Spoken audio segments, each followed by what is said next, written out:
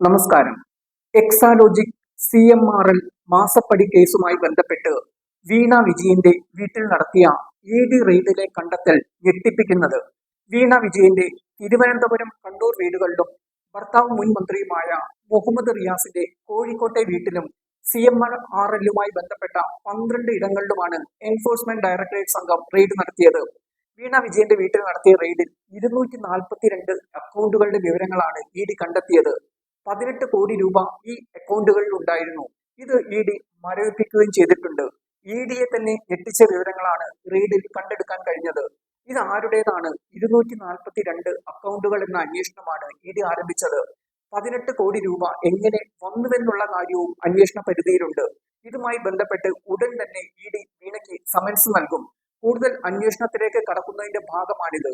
242 അക്കൗണ്ടുകൾ ആരുടേതാണ് എന്ന അന്വേഷണം വരുമ്പോൾ അത് പിണറായി വിജയനിലേക്കും ഭാര്യ കമലയിലേക്കും നീണ്ടുപോകാനുള്ള സാധ്യത ഏറെയാണ്.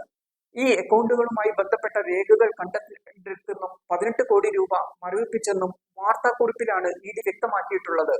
കുറ്റകരമായ സംശയമുള്ള നിക്ഷേപങ്ങളുടെയും ഫിക്സഡ് ഡെപ്പോസിറ്റുകളുടെയും അക്കൗണ്ടുകളുടെയും വിവരങ്ങൾ കിട്ടിയിട്ടുണ്ടെന്ന് ED പറയുന്നു.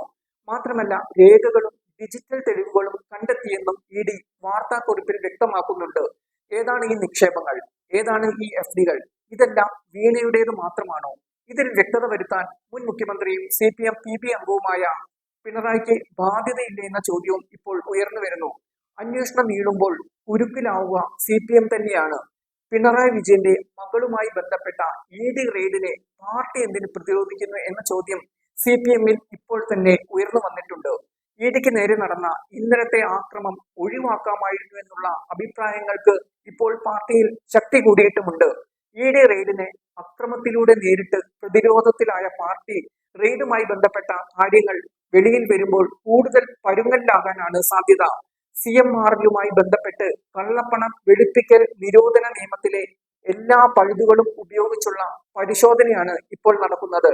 എക്സാലോജിക്കിൽ നിന്നും ലഭിച്ച പണം വീണ ഏത് രീതിയിൽ ഉപയോഗിച്ചു എന്ന അന്വേഷണവും ഇതിനൊപ്പം നടക്കുന്നുണ്ട്. 130 കോടിയിലധികം രൂപയുടെ കള്ളപ്പണം വെളുപ്പിച്ചു എന്ന കേസിലാണ് ED അന്വേഷണം തുടരുന്നത്. വീണയെ കൊച്ചിയെ ED ഓഫീസിലേക്ക് വിളിച്ചു വരുത്തി ചോദ്യം ചെയ്യാനുള്ള നീക്കവും നടക്കുന്നുണ്ട്. എന്തായാലും ED റെയ്ഡിൽ പാർട്ടി പിണറായിക്കൊപ്പമാണെങ്കിലും കാര്യങ്ങൾ പിണറായിക്കും പാർട്ടിക്കും എളുപ്പമല്ല. എന്താകും ED നടപടി എന്നാണ് ഇപ്പോൾ CPM ഉറ്റുനോക്കുന്നത്.